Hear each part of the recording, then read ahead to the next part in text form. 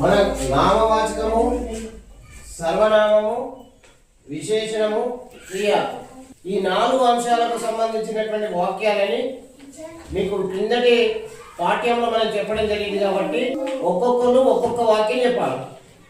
చాలా బాగా అందంగా ఉంటుంది. ఆమె చాలా నమ్రతగా మాట్లాడుతుంది.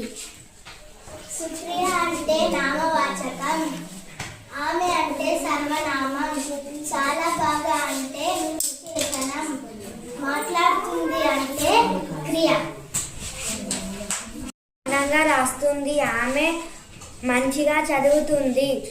భాస్మిత అంటే నామవాచకము, ఆమె అంటే సర్వనామము, మంచిగా అంటే విశేషణము, మంచిగా అందంగా అంటే విశేషణము, రాస్తుంది చదువుతుంది అంటే క్రియ.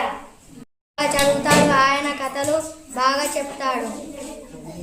రాజకుమార్ అనేది నామవాచకము, చదువుతాడు అనేది క్రియ. ఆయన అనేది సర్వనామము, బాగా అనేది విశేషణము.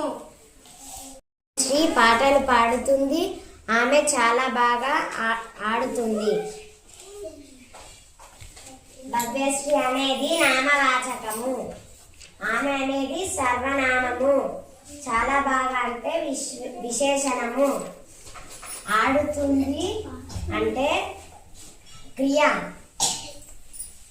మా అమ్మ సుధా వంట చాలా బాగా చేస్తుంది, ఆమె ఇంట్లో పనులన్నీ చేస్తుంది. సుధా అంటే నామవాచకము, ఆమె అంటే సర్వనామము,